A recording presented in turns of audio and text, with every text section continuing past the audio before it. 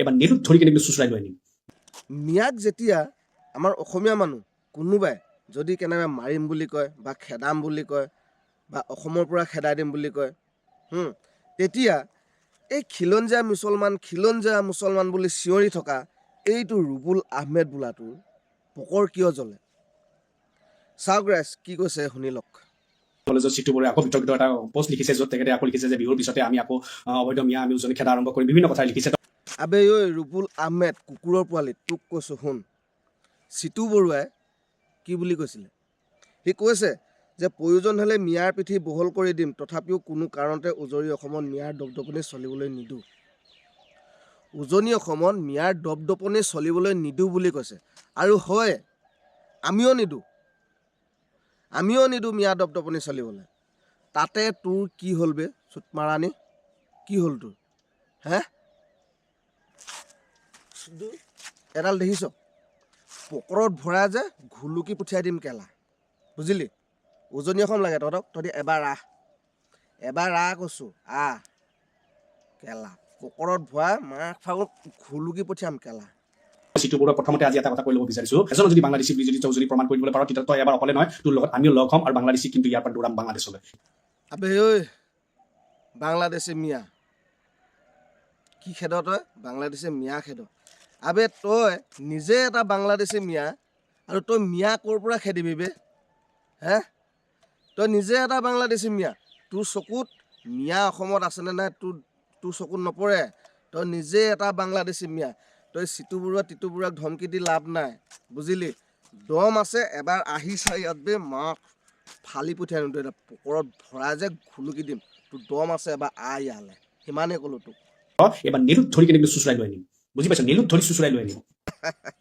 আবি ঐ বাংলাদেশী গেদা, চিটু বৰুৱাক তই নলীত ধৰি চুচৰাই নিবলৈ তোৰ দম আছে? দম আছে?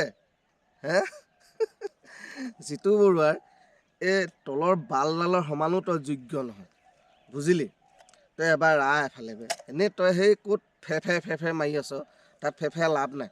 এবাৰ তই এইফালে শিৱসাগৰ, ডিব্ৰুগড়, মৰাণ এফালে এবাৰ, তোক সিমানে ক'লোঁ, গম পালি? কেনেকৈ তই চিটু বৰুৱাক নলীত ধৰ তোক চাম কেলা। তই এবাৰ চেলেঞ্জ দিছোঁ, তোৰ দম আছে, তই ময়ো অসমীয়াই হয়। তই অসমীয়া চুটমাৰানি, তই হৈছ বাংলাদেশী এটা গেদা মিয়া, বুজিলি? চান্দা তুলি জাতিৰ নামত চান্দা তুলি তহঁতি আজি উজনি ডেভেলপমেণ্ট ৰখাই দিছ। তাতে ডাঙৰ কাম্পানী নাযায় আজি তহঁতৰ কাৰণে। কাৰণ কিয় নাযায় আজি? কাৰণ তাতে তহঁতৰ চান্দা দিওঁতে যায়, সেইকাৰণে তাতে ডাঙৰ ঠিকানা তাতে কাম কৰিবলৈ নিবিচাৰে।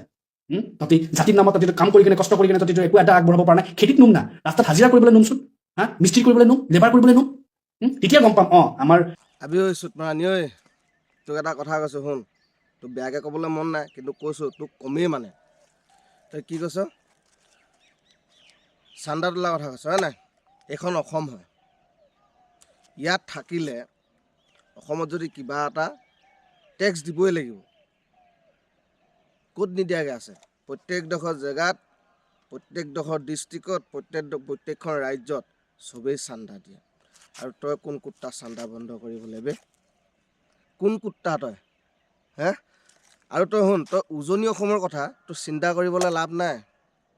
ইয়াত কি হৈ আছে কি নাই হোৱা আমি জানো ভালকৈ। তই কেলা জ্ঞান দিবলৈ নাহিবি, বুজিলি? এই উজনি অসমত তই জ্ঞান ঝাৰিবলৈ নাহিবি কেলা। ইয়াত আমি আছোঁ জ্ঞান দিবলৈ। তোৰ নিচিনা এটা কুত্তাৰ বাচ্চা বাংলাদেশী গেদাই জ্ঞান নালাগে উজনি অসমৰ কাৰণে। আৰু শুন তই কি কৈছ? অসমীয়াক কি কৈছ তই? চিটু বৰুৱাহঁতক ৰাস্তাত হাজিৰা কৰিবলৈ গৈছোঁ। আবে চুদুৰ ভাই, তই হাজিৰা কৰিবলৈ ইয়াত 600 টকাকৈ তোক হাজিৰা দিম। অসমীয়া মানুহক তই হাজিৰা কৰিবলৈ গৈছ? তই মোৰ জাঙিয়া ধুবি, লেট্ৰিন চফা কৰিবি, তোক দিম 1000 টকা 700 টকা হাজিৰাকৈ। তই বাংলাদেশী গেদা চালা। মই কৈছোঁ নহয় তোক যে সঁচাকৈ এডাল ভৰা মাকটো ঘুলুকি দিম কলা।